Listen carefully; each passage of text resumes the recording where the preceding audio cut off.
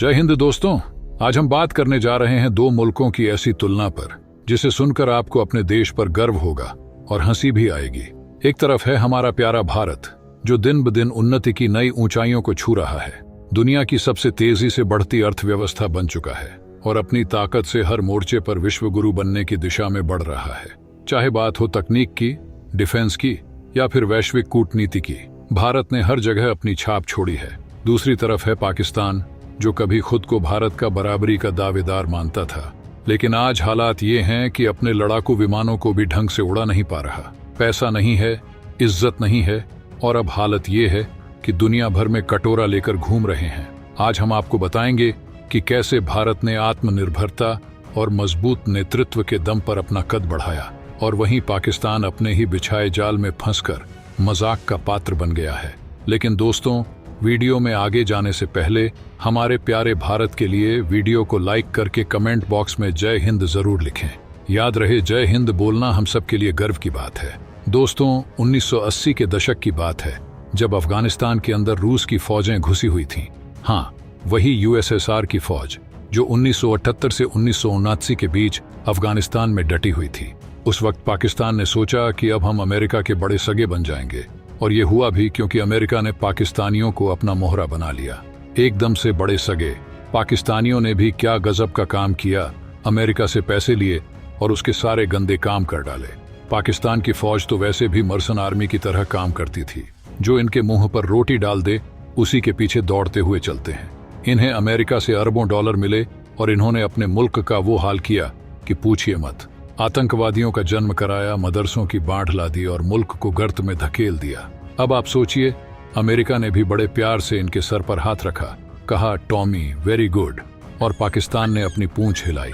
और फिर क्या, अमेरिका ने सोचा कि चलो इन गरीबों को थोड़ा खुश कर दें, तो F-16 देने का वादा किया। पाकिस्तान ने बड़ी शान से कहा कि हमने F-16 खरीदे हैं, लेकिन असल में क्या था, अमेरिका ने यूएस असिस्टेंस के नाम पर पैसा दिया और कहा कि हम तुम्हें F-16 देंगे। बस पैसे अमेरिका के पास वापस चले गए और F-16 पाकिस्तान के पास आ गए। अब 40 साल बीत चुके हैं और उन पुराने F-16 की हालत ऐसी हो गई है कि वो कब गिर जाएं, कोई भरोसा नहीं। अब मांग रहे हैं मेंटेनेंस के लिए पैसे, लेकिन समस्या क्या है, पैसे नहीं हैं। जी हाँ, पाकिस्तान के पास इतने पैसे नहीं कि अपने F-16 को सही से चला सकें। आपको एक दिलचस्प रिपोर्ट बताता हूँ। पाकिस्तान की फाइनेंशियल कंडीशन इतनी खराब है कि उनके फाइटर जेट्स अब कभी भी जमीन पर आ सकते हैं। फाइटर जेट्स को खरीदना और मेंटेन करना आसान नहीं है। ये किसी शेर को पालने जैसा है। हर एक फ्लाइट में हजारों डॉलर का खर्च आता है।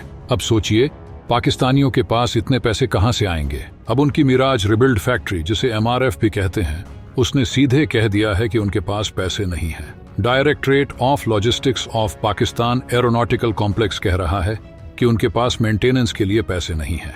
एक तरफ F-16 है जो उड़ने के लायक नहीं है, और दूसरी तरफ JF-17 थंडर, जो वैसे भी चीनी माल है। उसकी कोई गारंटी नहीं है कि उड़ते ही वापस जमीन पर उतरेगा या नहीं। अब आते हैं असली मसले पर। पाकिस्तान को इन जेट्स की मेंटेनेंस के लिए करीब $82 मिलियन चाहिए, जो भारतीय मुद्रा में लगभग 680 करोड़ रुपए होते हैं। लेकिन पाकिस्तान के पास इतने भी पैसे नहीं हैं। हद है। पाकिस्तान, जिसे अमेरिका ने $450 मिलियन पहले ही दिए थे, अब कह रहा है कि उनके पास मेंटेनेंस के लिए पैसे नहीं हैं। और मजेदार बात यह है कि जब भी कोई प्रिंस का जन्मदिन होता है या ईरान में कोई नया प्रेसिडेंट बनता है, तो ये लोग पूरी की पूरी डेलीगेशन लेकर वहां पहुंच जाते हैं। लेकिन जब अपने F-16 की मेंटेनेंस की बात आती है, तो इनके पास पैसे नहीं होते। ये लोग कभी सऊदी अरब, कभी UAE, कभी लंदन, हर जगह घूमते रहते हैं, लेकिन अपने मुल्क की हालत सुधारने के लिए इनके पास समय नहीं है। अब अगर हम भारत की बात करें, तो मोदी जी का तरीका देखिए। वे जब भी विदेश जाते हैं तो एकदम सीधा मीटिंग्स करते हैं, डील्स साइन करते हैं और वापस आ जाते हैं। लेकिन पाकिस्तान में वहां के नेता तो प्लेन लेकर निकलते हैं और 10-10 दिन तक लौटते ही नहीं हैं। क्या करने जाते हैं, ये आज तक किसी को समझ में नहीं आया। अभी अगर कोई इस्माइल हानिया मर जाता है, तो पाकिस्तान का डेलीगेशन उसके जनाजे में भी पहुंच जाएगा। इतने फालतू लोग हैं। इनकी काउंटर टेररिज्म पार्टनरशिप थी अमेरिका के साथ, जो 9/11 के बाद हुई थी। तब से अमेरिका इन पर मेहरबान रहा, लेकिन अब अफगानिस्तान से निकलते ही अमेरिका ने इनसे मुंह मोड़ लिया। अब पाकिस्तान कह रहा है कि उनके पास $82 मिलियन नहीं है, और ये वही पाकिस्तान है जिसे 1-2 साल पहले अमेरिका ने $450 मिलियन दिए थे। सवाल ये है कि वो पैसा गया कहाँ, किसने हड़प लिया, कौन सा जनरल उस पैसे से DHL प्लॉट में अपार्टमेंट बना रहा है।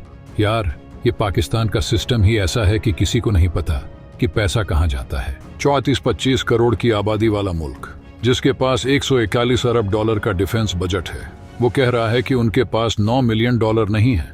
क्या मजाक है। और अमेरिका ने जो 450 मिलियन डॉलर दिए थे, वो भी इन्हीं जहाजों के लिए थे। अब जब F-16 की मेंटेनेंस की बात आती है तो इनके पास पैसे नहीं हैं। ये पैसा गया कहाँ, कौन खा गया। पाकिस्तान में जितनी भी मुश्किलें हैं उनका कारण इनकी खुद की सरकार है। और फिर ये लोग कहते हैं कि इंडिया उनसे जलता है। अरे भाई, जलने की बात छोड़ो, पहले अपने जहाज तो उड़ते रहने दो। हालत ये है कि पाकिस्तान के पास अब सिर्फ झूठे वादे और खोखले बयान ही बचे हैं। तो दोस्तों, ये थी पाकिस्तान की हकीकत, जहां बेगिंग बाउल लेकर घूम रहे हैं और अपने F-16 को उड़ाने के लिए पैसे मांग रहे हैं। वैसे दोस्तों, पाकिस्तान के इस हालत पे आपका क्या कहना है, कमेंट बॉक्स में अपनी राय अवश्य बताएं। अगर आपने अभी तक इस चैनल को सब्सक्राइब नहीं किया है तो सब्सक्राइब कर लें। वीडियो को लाइक नहीं किया है तो लाइक करके शेयर कर दें। मिलते हैं अगले वीडियो में। जय हिंद, जय भारत।